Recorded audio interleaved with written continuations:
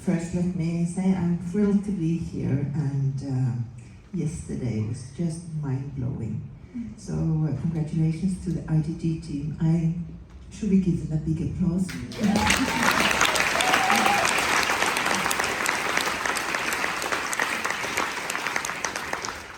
As we observe the horrors going on in Gaza, Israel, Ukraine, and every other issues that we learned about yesterday, we desperately need to be reminded of our humanity and our human empathy. And if we lose that, I think we are in deep trouble. So thank you everyone for being here and holding and celebrating humanity and our connectedness.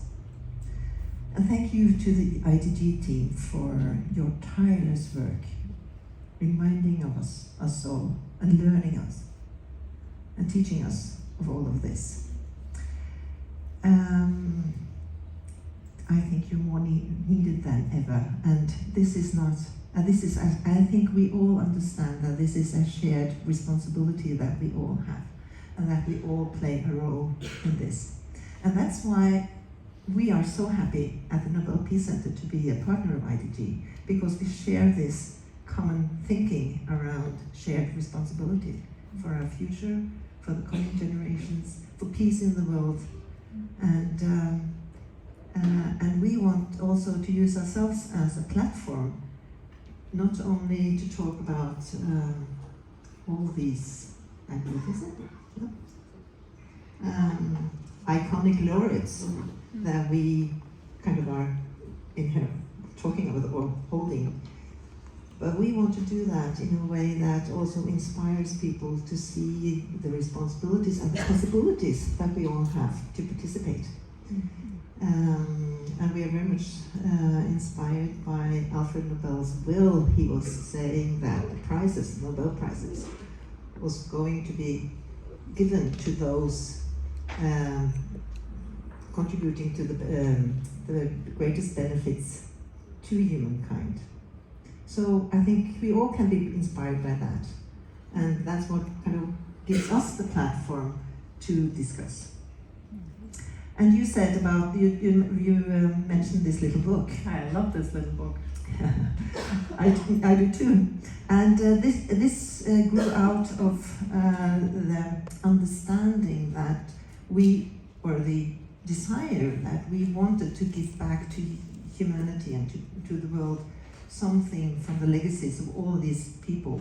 And I must just say that on Friday we got another iconic Peace Prize laureate, Humadi from Iran, and she has all the qualities of a Nobel Peace Prize laureate. She has enormous courageousness, and she stands up for what she believes in, and she fights for the rights of women and freedom and people to be allowed to say, well, yes, you're actually clapping, because I was. I think these people have the power to inspire us all, and we need role models more than ever. So what we did was that we dived into all the laureates and looked at what do they have in common, or many of them have in common, that we really need in our world today. And as the world is getting more and more polarized, we have hate speech, we have well, I don't have to tell you about what we see around us, but it's kind of this things are getting more and more divided, and we don't talk together. We really need to learn about dialogue. How can we, in a peaceful manner, understand each other, talk with each other, and listen, as you said. Mm-hmm. So based on this, we took very much inspiration from many of them, and this is Martin Luther King Jr. He said, people fail to get along with each other because they fear each other, and they fear each other because they don't know each other, and they don't know each other because they have not properly communicated with each other. So this is the essence of everything. We think, well, we need to listen to understand, not to think about or to explain or to think about our next response, but we need to understand each other and learn to know each other much more. And then perhaps we would not have a situation like we have in Israel and Gaza and in Ukraine. So, in this little book about dialogue, it's called Those Who Listen Change the World. We have 8 principles for dialogue. And I will walk you through very shortly or very quickly over the 8 principles, and they resonate so well with the IDG's 23. I mean, you can. This is a very practical little tool that people can use and remind of. So the first principle is that dialogue is a basic attitude. And this means that you need to meet other people with respect, always thinking that we are equal, or meet other people with openness and curiosity. And that this principle we have in the book, we have examples of laureates living the principle, and Dalai Lama is a very good representative of this principle, we think. Then to create a good dialogue, we need to create, or to have a good dialogue, we need to create safe spaces. Without safe spaces, people won't be willing to share their inner thoughts. This is a safe space, I feel. You managed actually to create a safe space with 1,300 people yesterday at the circus. It's amazing. But safe space is necessary in order to dare to be truthful and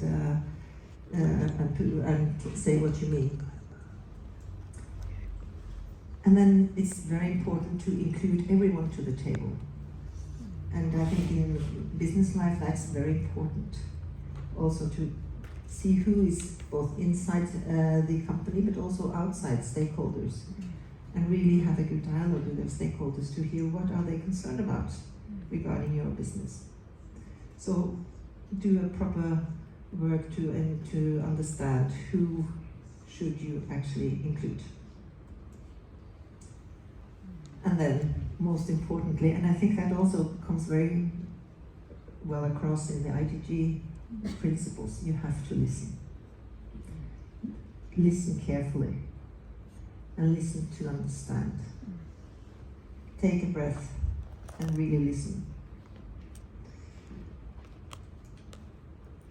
And also let everyone share their experiences.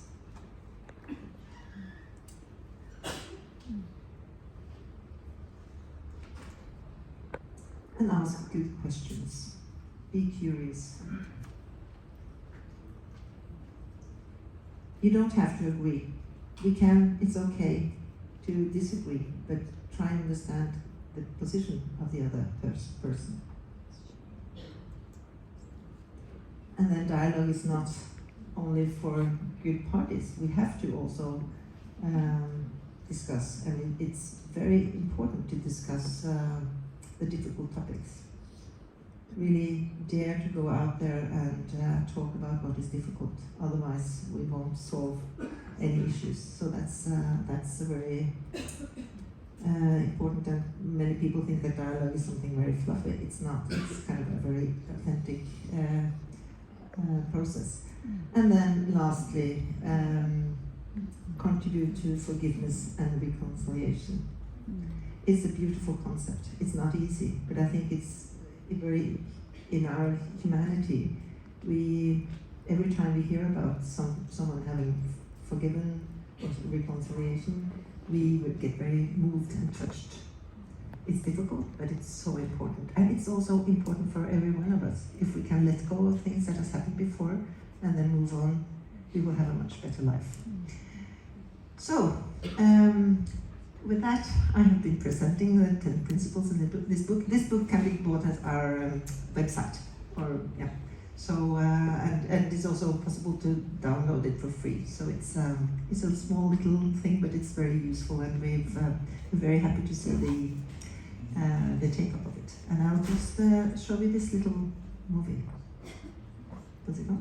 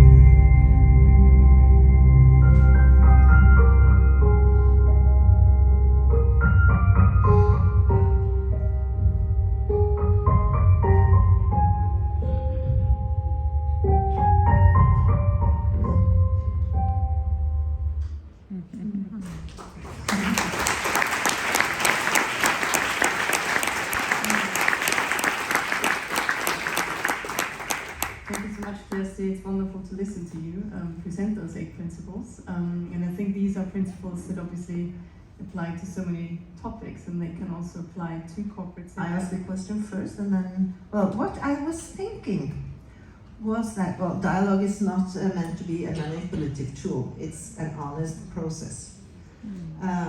But from the 8 principles that I've been presenting to you, perhaps you could take a moment and think whether these principles could help you in any way in your corporate setting with the IDGs, the theme of today. How can these principles actually be part of your IDG work? So again, we would just ask you to go with the neighbor, turn to the other neighbor maybe this time, and this time of course the person with the shorter hair starts. We give you a few minutes to elaborate. In a room full of listeners, still a lot of talking. But obviously it is a dialogue, so thank you for just tapping into this for a moment, and I think we can really come back to those principles over and over again, and also during the day today. So thank you so much for bringing them up, Kjersti Fløgstad.